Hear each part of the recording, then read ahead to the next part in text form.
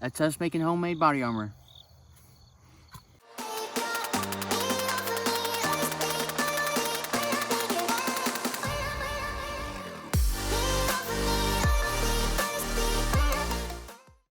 Hey y'all, what's up? So, if you watch any sort of like main gun channels on YouTube, Demolition Ranch, Kentucky Ballistics, you'll know they like to have fun and build homemade body armor.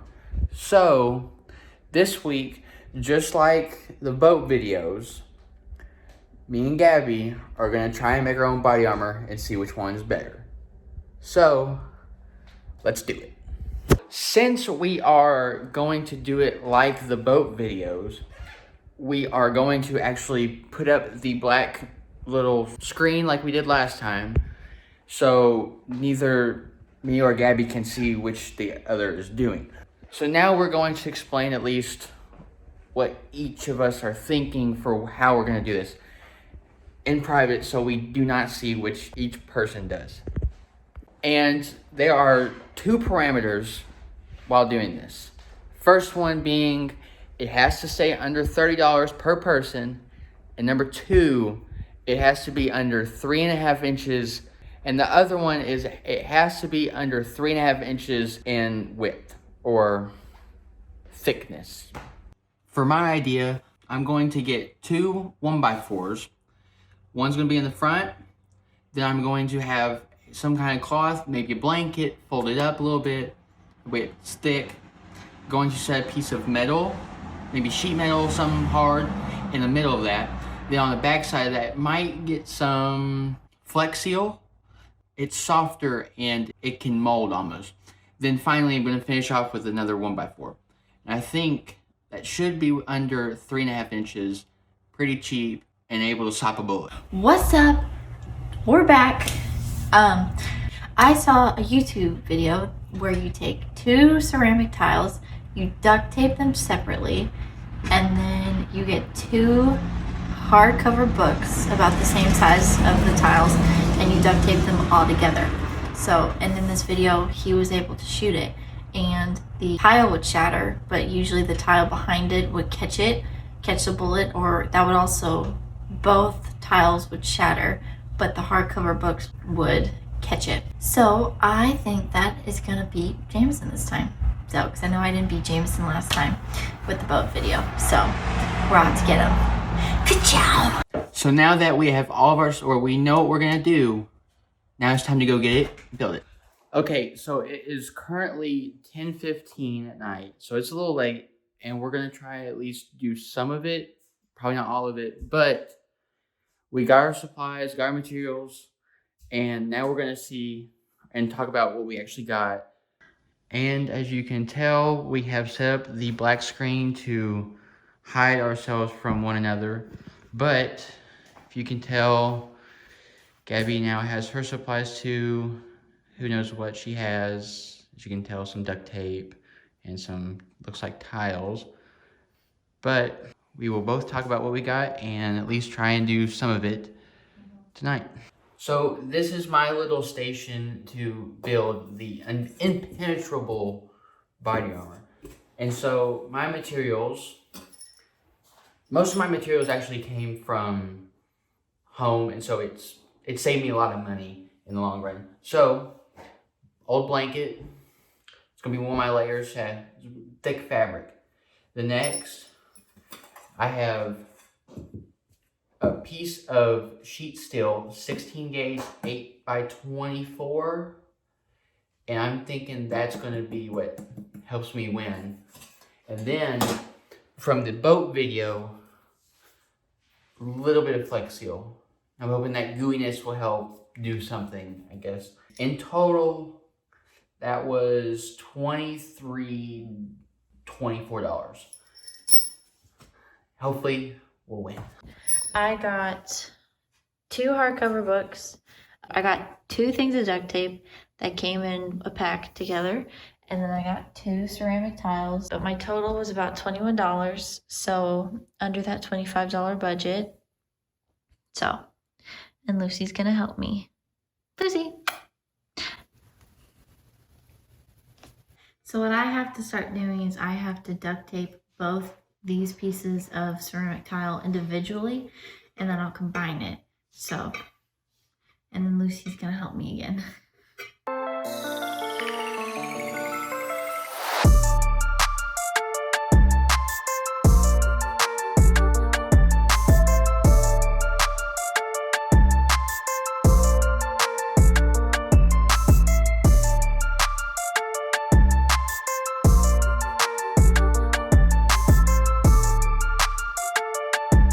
So I have folded the blanket.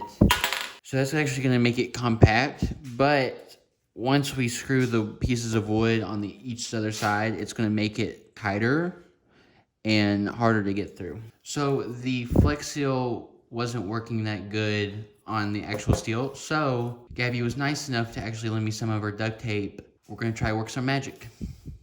I plan on using a like weaving kind of motion with the duct tape. A weaving motion? That way, actually, it may... Weaving!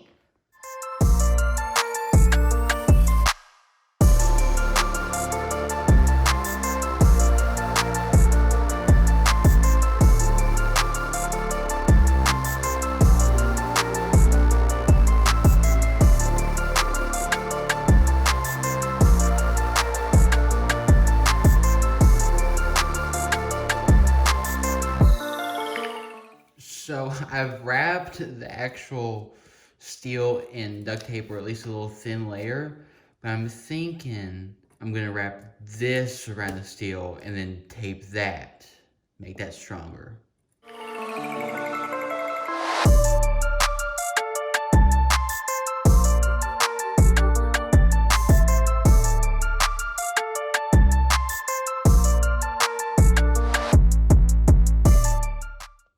So, I just finished duct taping the blanket basically to the metal. So now, that's pretty compact. I don't think much is gonna get through that. It's basically AR-500 steel, if you ask me. I only have one more step, and that's to screw both of the boards on and making it the best body armor out there. So that means after I'm done tomorrow, Gabby and I are going to be testing it and see which one is better. So I will see you tomorrow.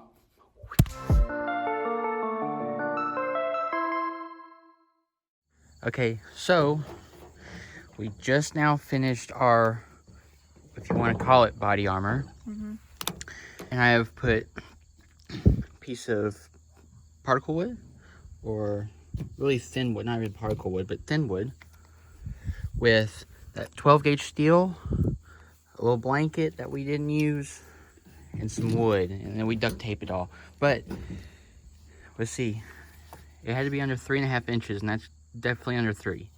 So mine passes. Now yours. Mine was a little bit more simple because I didn't think we were going so into detail. I just thought, you know, try and go as simple as you can. Let's see how thick it is. Not even 2 inches. So first, we're going to be starting off with a 22 long rifle. It shoots 40 grains. This is a Ruger 22-45 light. And then on the end, we got a Silencer Co. 22 Sparrow.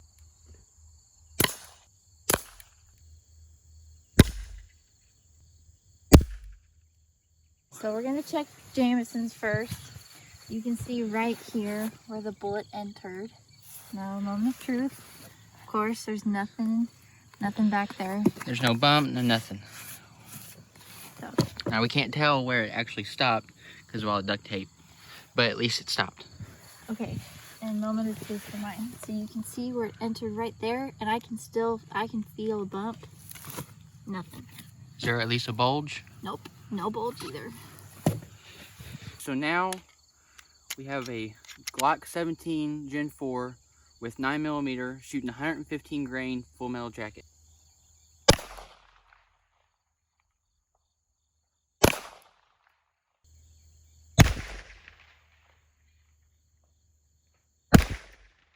You can see right smack dead middle is where I shot the 9. Right in between the boards. Nothing. Nope. Complete, and there's no bulge, no nothing. That's completely smooth. So mine passed. Now his Gabby passed. So that was smack dead middle too. That feels kind of mushy. I give it, but nothing. Is there a bulge? That's feeling like a little bulge. Oh, yeah, you can. Bit, you can feel a little bit. You can kind of see it a little bit too. So, and you can feel, especially, yeah, you can feel where the tile is all broken up. So we're gonna have to next time shoot more out here, because if you keep shooting super close, there's not going to be any tile left to protect. So next is 40. Okay, so now we're shooting 40 Smith & Wesson. I have this M&P 40 shield. And we're shooting, what is this? 180 grain Hydroshock. These are personal defense.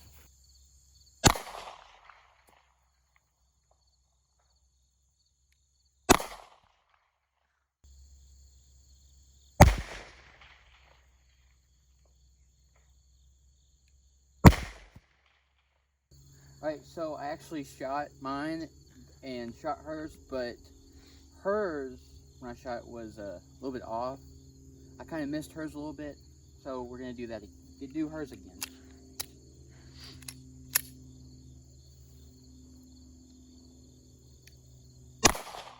Nope. More towards the right. Okay, I was aiming top left like the twin. Oh my gosh, you're destroying my shield. So, Jameson's, he just shot right there. That's my 40 entry. Yep, you can see it's a lot bigger than the other holes. And nothing. Oh. It would have been coming around out here. That's not it. No. So, no bulge, no nothing. Nope. Yep, that was lower. So, past the 40. So, and then Jameson's. That's yours. Because my hardcover books aren't as big as my tile, he shot right where the book ended. So that's why it's out. Well, this is where the book stops. But he finally shot it right here, and there's nothing. There's a little bit of a bulge, but there's still nothing. So he only got through here because he missed the book, which I told him not to do. So now, something bigger. So now we have a 45. This is a custom to Kimber 1911. And we don't know what grain this is, but it's big. Big and slow.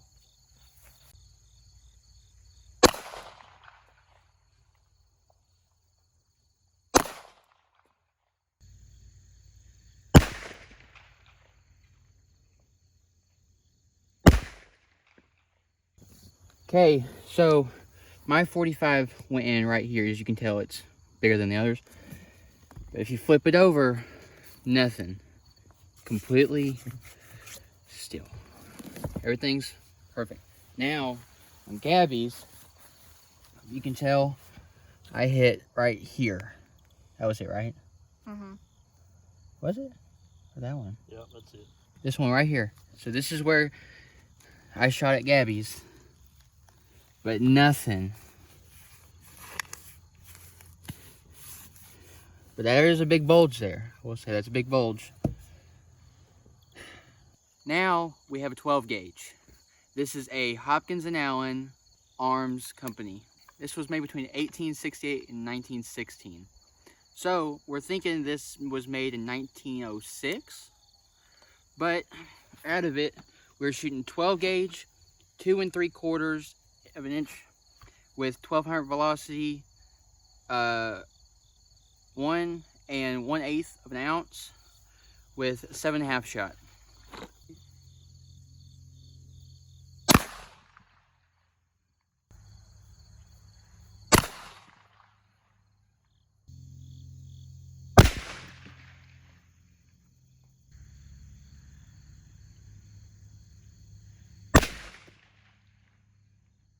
See, the biggest hole is of course what we just shot, but since it was just a 12 gauge with nothing much, there was no slug. Completely fine. And Gabby's, I mean, it's just birdshot, so it's not going to do much. And you can see it hardly even went in that. So, of course, hers is going to be perfectly fine. So now, we have moved up to 5.56. This is a Core 15, shooting 5.56, 55 grain.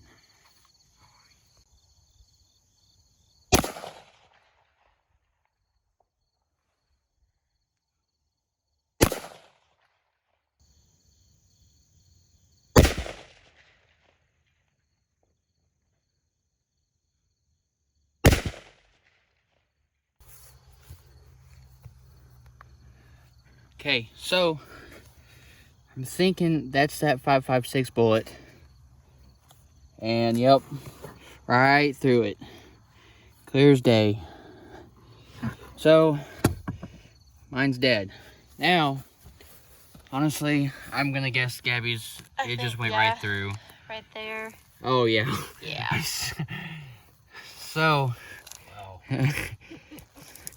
The small entry hole, big exit.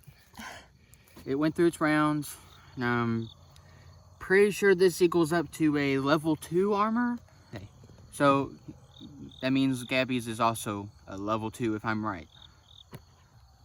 So, since this was a competition, we both made it through regulations, it seems to have come to a draw. Unfortunately, I thought I was going to win, but our armor performed the same. So, right now, it's still 1-0 me for making the best boat, but unfortunately we tied. Yeah. But just think about it that we tied, and look at how much he's done. He's got, hold it at an angle. He's got wood, blanket, this piece of metal that he bought, you know, the blanket on the other side, and this piece of wood. And I have 2 ceramic tiles and 2 children's hardcover books. And I mean, obviously my exit hole, this is a lot bigger than his, but that's kind of crazy to think about, huh? that's us making homemade body armor.